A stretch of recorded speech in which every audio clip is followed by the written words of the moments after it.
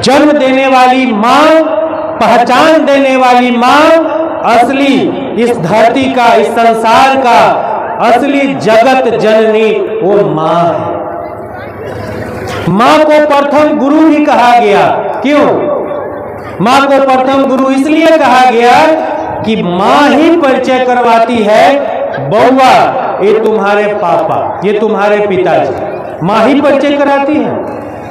अगर माँ परिचय ना कराए तो बच्चा को क्या पता मेरा बाप कौन। माँ परिचय कराती है, बउआ ये तुम्हारे पिताजी। इसलिए माँ को कहा गया प्रथम गुरु। माँ ही कख ग मामा, दादा, काका, नाना, नानी, माँ ही बोलवाना सिखाती है। एक बच्चे की पहचान सब कुछ माँ से शुरू होता है। इसलिए हमारे समाज में माताएं, बहनें, चाची लोग हैं यहाँ, वो डलिया लेके खोइछा भरने जाती है, कहती है जगदम्बा पूजे जाइले, जगत जननी वो खोइछा भरे जाइले। असली जगत जननी तो माँ है, वो हर घर में है, हर रूप में है, चाहे वो नानी, दादी, फुआ, मौसी, बहन, दीदी, बेटी के रूप में। तो यहाँ घर में सम्मान नहीं, और उस मिट्टी के आकृति का पूजा करने आप जाते हैं जगदम्बा और जगत जननी का। वो कभी आज तक किसी का जन्म दिया नहीं। ये संसार है वो बेटियों से है, बहनों से है, माँ से है। और एक दूसरे ईश्वर के रूप में अगर हैं तो वो पिता है। असली पिता जो जन्म देने के अलावे रोजी रोटी, कपड़ा देना, पढ़ाना लिखाना, लायक बनाना, होशियार समझदार बनाना, वो असली परमेश्वर, पिता परमेश्वर, परम पिता परमेश्वर। कौन? पिता। अगर पिता न होते तो वो परमेश्वर का जयकारा लगाने वाला भी पैदा नहीं होता। चाहे वो दुनिया के कोई धर्म वाला हो, गीता, कुरान, रामायण, महाभारत, बाइबिल कोई हो, उसमें शक्ति नहीं किसी जीव जंतु इंसान को जन्म देने की। इसलिए असली परम पिता परमेश्वर कौन? पिता, बाप, पिताजी। और अगर तीसरे कोई ईश्वर है तो वो है गुरु। जो गुरु हमें ज्ञान देते हैं, वो मास्टर साहब, वो टीचर जो हमें पढ़ाए लिखाए, इस लायक बनाए कि आज हम या आप अपने समाज में, इस देश में, इस दुनिया में मान सम्मान के काबिल बने, वो गुरु। बात बाकी इस धरती पर वे सब ईश्वर के समान हैं जो एक दूसरे को मदद करते हैं जीवन जीने में, एक दूसरे का सहयोग करते हैं जीवन जीने में, वो ईश्वर के समान है। बात बाकी इसके अलावा किसी ने ईश्वर देखा है? कोई हाथ उठाकर बताए कि क्या इसके अलावा कोई भगवान, कोई ईश्वर किसी ने देखा है? हाथ उठाकर बताइए अगर कोई है तो। किसी ने नहीं देखा, एक भी हाथ नहीं उठा। इस धरती पर माता, पिता, गुरु सर्वश्रेष्ठ ईश्वर है, सबसे बड़े ईश्वर है। जिस घर में माता पिता के चेहरे पर मुस्कान हो, जिस समाज में गुरु के चेहरे पर सम्मान और मुस्कान हो, उस घर में, उस समाज में कदापि कभी दुख नहीं हो सकता। हमेशा खुशियां ही बरसेगी, दिन दुगना रात चौगुना, उस परिवार और समाज का विकास होना तय। कांवर उठा के चल देते हैं धाम करने, और घर में माता पिता जो असली ईश्वर है उनको चुपे रहना, बुढ़ो काट ऑटर कर ले अवैले जल चढ़ा के धाम को के अवैले। कौन कौन धाम नहीं कहते हैं चाची? कहते हैं ना। गांव घर में सुनने को मिलेगा, वो कर्जा कार के सूद ब्याज पर पैसा लेके, खेत गिरवी रख के पैसा ले लेगा धाम पर जाने की। लेकिन अगर बेटी कहेगी पापा गुरुजी फीस मांगलथिन है पढ़ाई के, कहती ना हमार पैसा लाओ तब ना हमार रोजी रोटी, भोजन कहाँ से होगा, कैसे तुमको पढ़ाएंगे? तो गार्जियन कहेगा चुपे रह, अगला महीना मास्टर साहब के दे देवे, कह दिया अभी जाइले बोलबो। यही होता है ना हमारे समाज में। और से होगा नया किताब खरीद दो, पुराना किताब पढ़ना, नया किताब के कोई जरूरी नहीं। अक्सर यही समाज में देखने को मिलता है और यही से शुरू होती है अंधविश्वास पाखंड का दलदल। हम और आप, कोई मनुष्य अगर किसी भी धर्म के ईश्वर अल्लाह के चंगुल में फंसता है, धर्म के व्यापार में फंसता है, धर्म के दलदल में, अंधविश्वास पाखंड के दलदल में फंसता है, उसका कसूरवार बाहर का कोई नहीं, अपने घर के माता पिता, अपने घर के लोग जो सुबह सुबह उठकर घंटी बजाएंगे, आरती गाएंगे, सुबह सुबह जागा जागा महादेव करेंगे, शिव चर्चा करेंगे, तो औलाद कहां से लायक बनेगा, वो कहां से शिक्षित और योग्य बनेगा। जिस दिन आपके घर में संविधान चर्चा होगी, फूले चर्चा होगी, उस दिन आपके घर में लायक औलाद पैदा होगा। जिस दिन आप कहिएगा जागा जागा बिटुआ, जागा जागा बिटिया, उठो पढ़ो, उस दिन आपके घर में डॉक्टर, इंजीनियर, मास्टर, यहां तक कि सीओ, बीडीओ, कलेक्टर, यहां तक कि विधायक, सांसद, मंत्री, राष्ट्र की सर्वोच्च कुर्सी राष्ट्रपति तक बेटी जाकर के विराजमान होगी। हर घर में लायक पैदा होगी। और तब बीच में बहुत सारी बातें हैं, जन्म की बात, और अब आते हैं मृत्यु। 5 मिनट में बात खत्म करेंगे।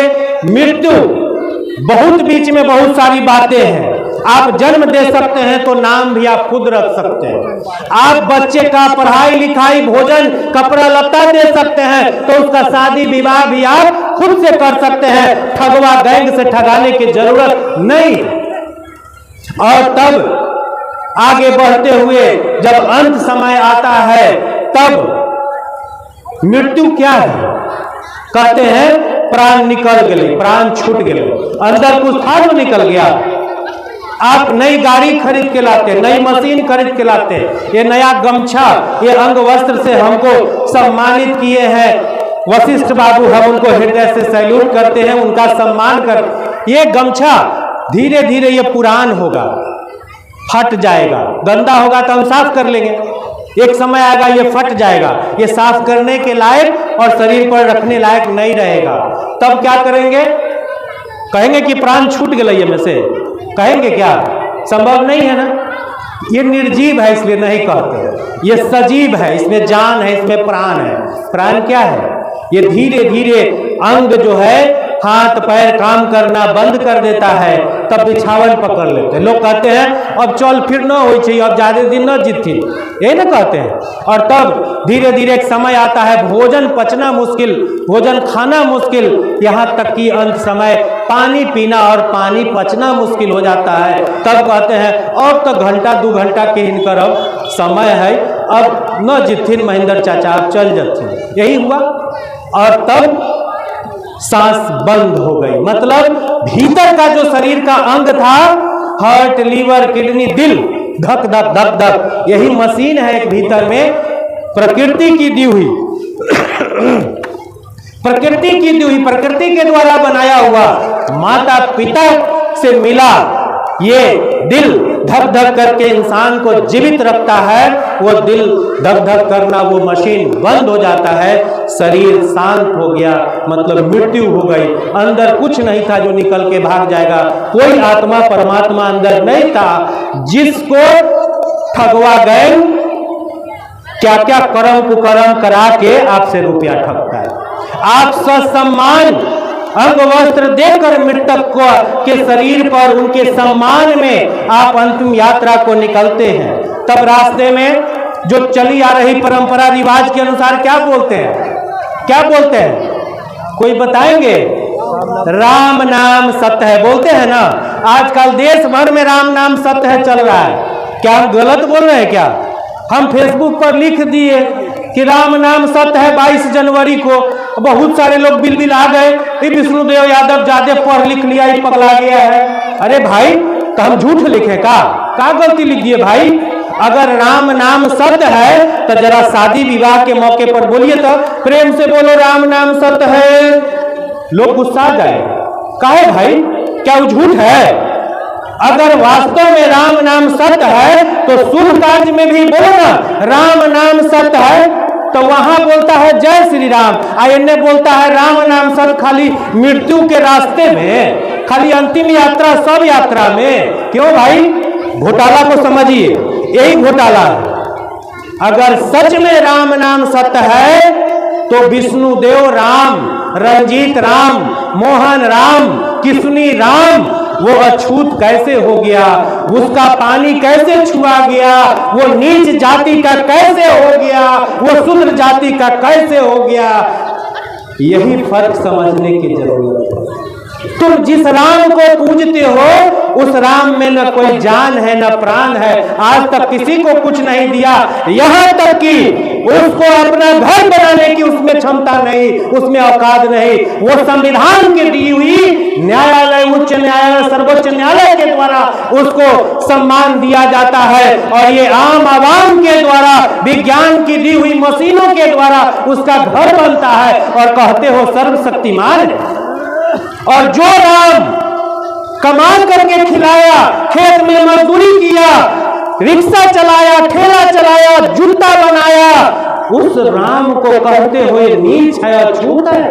उसके साथ तुम बैठकर भात नहीं खाते, उसके साथ बैठकर तुम पानी नहीं पीते और नकली राम की पूजा करते हो। क्यों? ये उसे समझने की जरूरत नहीं है। ठगवा गए को उसका व्यापार धड़ल्ले से चल रहा है। कल 400 करोड़ का था, कल 4000 करोड़ का होगा। समझना है हम बहुजनों को, हम एससी, एसटी, ओबीसी, ईबीसी वर्ग के लोगों को समझने की जरूरत है। सबसे ज्यादा पढ़े लिखे लोग अंधे हैं, अंधविश्वास और धर्म के पाखंड में दलदल में डूबे पड़े। इन्हें समझने की जरूरत है सबसे ज्यादा। जब भारत के संविधान, बाबा साहब के द्वारा दी हुई संविधान के द्वारा हक अधिकार मिलता है, नौकरी मिलती है, मुखिया, सरपंच, विधायक बनते हैं, रुपया पैसा जेब में आता है, तब उनको याद पड़ता है तनी महादेव पूजवा लीले, तनी लखाउड़ी कह लीले, तनी भुइया बाबा के पूजा कह लीले, तनी सत्यनारायण झूठनारायण के कथा कह लीले, तनी देवघर चल जाइले, तनी धाम कराइले। जिस समय पैसा नहीं था उस समय आपको याद नहीं आया धर्म? अभी रास्ते में एक भाई हमसे चर्चा कर रहे थे, कह रहे थे जब रुपया नहीं होता है, इंसान गरीब होता है तो दरवाजे पर गाय भैंस पालता है, गोबर छूता है, दूध खाता है और बेचता है। और जब रुपया हो जाता है तो गोबर छूने में शर्म आती है, गोद में कुत्ता पाल लेता है। जब रुपया होगा तो गोद में कुत्ता पाल लेगा। और जब गरीब है तो गरीब के झोपड़ी के आगे चापाकल, कुआं, बाल्टी, लोटा रखा है, कोई आदमी जाकर पानी पी सकता है। जब पैसा हो जाता है तो महल के आगे बोर्ड टांग देता है, कुत्तों से सावधान। यही है, यही फर्क समझने की जरूरत है। और तब वहां जब सब यात्रा अंतिम जगह, अंतिम मंजिल पर ले जाते हैं, तब हाँ, चलते हुए रास्ते में बोलिए ना, आना जाना सत्य है, जीना मरना सत्य है, जीवन मृत्यु सत्य है। और दिवंगत ऐसे बोलिए, परिनिर्मित परम पिता महेंद्र सैनी अमर रहे, ये बोलते हुए ले चलिए ना। मृतक का नाम लेते हुए अमर रहे बोलते हुए ले चलिए उनके सम्मान में। क्या जरूरत है राम नाम सत्य झूठ बोलने की? वहां जब चिता पर रखते हैं सबको, तो एगो समाज में बड़ा बढ़िया प्रथा है, मोच पर ऐसे ताव लगा के कहते हैं हम बड़का बेटा हथियाई, आ हमरा बाबू कहले रहथिन जे आग तूहे लगई हो। यही ना होता है। आ छोटका ओढ़ने से आएगा, दौड़ल कहेगा ना ना हमरा माई कहले रही बाबू की आग तूहे दी हो। मझिला होने से आएगा, ओ बड़का छोटका तू दोनों वाला लड़ाई बड़ा, हम बेटा ना हथियाई का, हम ना देव। एक बात बताइए, बेटी क्यों नहीं आग लगा सकती? बेटी अर्थी कौशल यात्रा को कंधा क्यों नहीं दे सकती? क्या वो संतान नहीं है बेटी? क्या वो उस शरीर से जन्मी हुई नहीं है? क्या उसका आत्मा, उसका सम्मान नहीं है अपने माता पिता के प्रति? क्यों ये समाज में जो जन्म देने वाली, जगत जननी, इस समाज को आगे बढ़ाने वाली, पीढ़ी को आगे बढ़ाने वाली, उसके साथ ये अपमान क्यों? और वहां एवं गांव में चाची, गांव समाज में कहीं भी जहां पढ़ाई लिखाई की कमी है, वहां जब झगड़ा होता है आपस में महिला को, तो महिला एक दूसरे को कहती है, एगो प्रचलित कहावत है, क्या है कोई बताएंगे? जब झगड़ा होता है तो क्या कहते? आवे न मुझौसा कहेगा मुँहे झोंकार दो, कहते हैं मुँहे में आग लगा दो, कहते हैं कि नहीं? वो गाली है कि सम्मान है? बोलिए तो चाची, बोलिए गाली है कि सम्मान है? हाथ उठा के बोलिए गाली है कि सम्मान है? मुंह झौसा कहीं का आवे ना, मुंहे में आग लगा दो, मुंहे झोकार दो, बड़ा पर करे छे, टर करे, यही ना होता। वो गाली है वहां। और जब आप वहां चिता पर सबको रखते हैं तब मुंह में आग लगा के सम्मान करते हैं क्या? मुंह में आग लगाना क्या सम्मान है क्या? ये अपमान है, ये गाली है या सम्मान है? हाथ उठा कर कहिए, आपसे पूछते हैं, नहीं बोलते। अपमान है, अपमान है। फिर ये कैसा कुरीति है समाज में?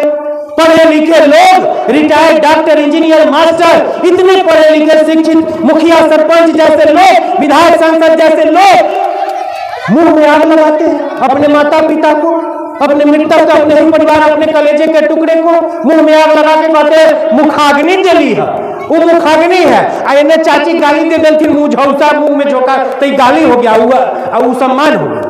लानत है ऐसी प्रथा पर। सबको जलाना ही है ना, प्रकृति को समर्पित ही न करना है, तो हम चिताग्नि देंगे, मुखाग्नि नहीं। चिताग्नि दीजिए, चिता में आग लगाइए, लकड़ी में आग लगाइए, सामूहिक रूप से आग लगाइए। मुंह में आग लगाने की एक आदमी को कोई जरूरत नहीं है। कुप्रथा क्या है? एक आदमी आग लगाता है, उस आदमी को झलझलही उज्जर कपड़ा माने एहू से पात, जब वो नहाए बेचारा तो सौंसे देह पर झल बुझाए कि नंगा है, वो कपड़ा पहना दिया जाता है, वो कफन में से फाड़ के हरियर करची खुरपी हाथ में पकड़ा दिया जाएगा, चक्कू फेटा में कसवा दिया जाएगा। अब वो अलगे रहेगा, ओकरा कहल जाएगा, समाज के जो होशियार चंद लोग हैं ओकरा समझाएंगे, सुना तू अलगे बिछावन पर सुती है, अलगे कुर्सी पर बैठी है, आज से केकरो प्रणाम न करी है, आ न केकरो से करवई है, अरवा अरवाइन खई है, दूध दही न खाए के होता, तेल मसाला न खाए के होता, और काका साग सब्जी कुछो, जैसे देखे में लागे कि इहे अपन बाप के हत्या कैले, ये हत्यारा बैठो। कौन तरीका है भाई? उत्तरी पहनना, उत्तरी मतलब उत्तराधिकार, उत्तराधिकारी होना। चाचा महेंद्र बाबू के मृत्यु प्रांत, परिनिर्वाण प्रांत, जो इनके परिवार में सबसे लायक प्रथा जो थी, जो बौद्धिक रिवाज था बुद्ध के समय, भंते बाबू हैं, भंते जी बताते हैं सारी चीजों को, जो उस समय था कि जो परिवार में लायक होते थे सदस्य, जो परिवार के सब दुख सुख में मिला के सबका सम्मान करते हुए, गांव समाज में सबका मान सम्मान रखते हुए जो परिवार को आगे बढ़ाते थे, उनको उत्तराधिकारी नियुक्त किया जाता था। महेंद्र बाबू के बाद उनको उत्तराधिकारी, परिवार का मुखिया बनाया जाता था। उस उत्तराधिकारी वाले रिवाज को उत्तरी बना दिया, लोग ठगने के लिए उत्तरी पहना दिया। अपराधी जैसे अलगे अलगे अलगे अलगे पहले को उज्जर कपड़ा, बताइए, बंद करिए। ये कुप्रथा है, ये अपमान है, मृत्यु के बाद का अपमान है, ये सम्मान नहीं है। जब सार्वजनिक रूप से परिवार के सभी सदस्य, चाहे वो महिला हो, पुरुष हो, गांव जवार, रिश्ते नाते, मित्र सगा, सब लोग सामूहिक रूप से लकड़ी में आग लगा करके प्रकृति में विलीन करिए, प्रकृति को सुपुर्द करिए। सबको कोई जरूरत नहीं है एक आदमी का। और तब जब वहां से लौट के आते हैं, भिन्न भिन्न तरीके के पानी छूना, मिर्चाई टोंगना और पत्थर छूना, वो सब बंद करते हुए तब आता है फिर ठगवा गैंग। आप बुलाते हैं, वो अपने से थोड़ी आता है। हमारे समाज के होशियार चंद लोग बुलवा लेते हैं, तब बुलवा दिलो आज अब बता देता कैसे करे के है। 10 दिन तक वो अरवा चावल, जो कीमती चावल होता है, उसका कूट के महिलाएं कूटती हैं, और उसमें दूध, जो कीमती दूध है, वो अमृत दूध मिलाया जाता है, मौध, मखाना, काजू, किशमिश मिलाया जाता है, और उसको बनाया जाता है पेन। और पंडित जी आएंगे, ठगवा गैंग आएगा, पीपल के पेड़ के पास ले जाएगा, और वहां ले जाके क्या करता है? ऑपरेशन करना जरूरी है। शरीर में बीमारी होता है तो डॉक्टर साहब ऑपरेशन करके बीमारी को दूर करते हैं। समाज में व्याप्त ये लाइलाज बीमारी, यहाँ बैठे महानुभाव विद्वान जन, हम जैसे छोटा सा सिपाही, ये सामाजिक कुरीतियों का चीर फाड़ करके इसको भगाने का काम करते हैं, जो वशिष्ठ बाबू और चंदन बाबू उनके परिवार के सभी सदस्य लोग मिल करके ये चीर फाड़ के उसको पहले ही फेंक दिए हैं, यहाँ सम्मानजनक तरीके से। इसलिए ऑपरेशन जरूरी है। वहां पीपर के पेड़ तर ले जाएगा और कहेगा ये पिंड मतलब मान लो तोहर बाबूजी, मतलब मृतक जो मृत्यु को प्राप्त हुआ, और वो पर दूध डलवाएगा और क्या क्या डलवा के लास्ट में कहेगा इदं द्रव्यम समर्पयामि, नहीं कहता है। मतलब द्रव्य मतलब ढेउआ पैसा पर चढ़ाई, और पहले क्या का मंत्र पड़ता है, प्रेताय नमः, प्रेताय नमः, प्रेताय नमः। कटहल के पत्ता से ऐसे करवाएगा प्रेताय। पूछिए हमारे होशियार पढ़े लिखे समझदार भाई बंधु गार्जियन, पूछिए उस छठवा गैंग से, बेवकूफ, मेरा पिता प्रेत बन गया, भूत बन गया, जो तुम प्रेताय नमः पढ़ रहा है, देवाय नमः क्यों नहीं पढ़ता है? देवाय नमः क्यों नहीं पढ़ रहा है? देवता हो गए क्यों नहीं कहता है देवता हो गए? वहां भी पक्षपात है, कहता है ब्राह्मण देवता, अब बाकी सब प्रेताय नमः। ये पक्षपात को समझना, आप ही से दक्षिणा ठग के आप ही को गाली देता है, आप ही को नीच कहता है, आप ही से कहता है कि तो ये बाबूजी मर गए, तू ना प्रेत हो गए, प्रेताय ठग के ले गया, क्या मिला? और पैसा उठा के पॉकेट में रख लेता है, और वो जो पिंड है उसको कहता है फेंक आइए उधर, फेंक दीजिए। मतलब आप कीमती जो खाने पीने की चीज है उसको खेल तमाशा करके पैसा ठग के फेंकवा दिया आपसे। दूसरी बात आपसे पूछते हैं, यहाँ चापाकल है, मोटर है, बोरिंग है, यहाँ लगा हुआ है, यहाँ आप पानी चलाइएगा, वहाँ ये गाछी में बिना पाइप लगाए, वहाँ गेहूं के खेत में बिना चैनल बिना पाइप लगाए पानी वहाँ जाएगा, खेत में पटेगा बिना पाइप के, बिना चैनल के? क्या कोई बता सकते हैं कि बिना पाइप और बिना चैनल के पानी पहुंच जाएगा? यहाँ से 2 किलोमीटर अलग, 100 मीटर अलग पहुंचेगा? नहीं ना। यहाँ प्रोफेसर साहब भी बैठे हैं, मीडिया के भाई बंधु लोग भी हैं, और सब आदमी कह रहे हैं कि नहीं पहुंचेगा। क्या चाची, पानी पहुंचता ही वहां बिना पाइप के? वहां चल जाता है बिना चैनल के, बिना कियारी के जता न जतई ना। तो यहाँ एगो घंटी टांग देता है पीपर के पेड़ में, और में पानी डलवा के ठोपे ठोपे पानी चुवाएगा, मंत्र पर और कहेगा कि मृतक के कंठ में बोलू जाए। अरे यहाँ पीपर के पेड़ में पानी चुआई थी तो हमार मृतक कहाँ होती, नहीं तो हमरा तुम बतावे नहीं किया, हम तो जला के आए हैं, और तुम अगर कह रहा है तो कहाँ है पते नहीं, पानी कैसे चल जाएगा वहां? यही समझने की जरूरत है। ये आंख पर अंधविश्वास, पाखंड का धर्म का नशा आपको हमको अंधा किए हुआ है, जो साक्षात देख रहे हैं कि ये गोबर है, साक्षात देख रहे हैं कि यहाँ पानी चुरा है, फिर भी उसकी पूजा कर रहे, फिर भी कह रहे हैं कि मान लेते हैं।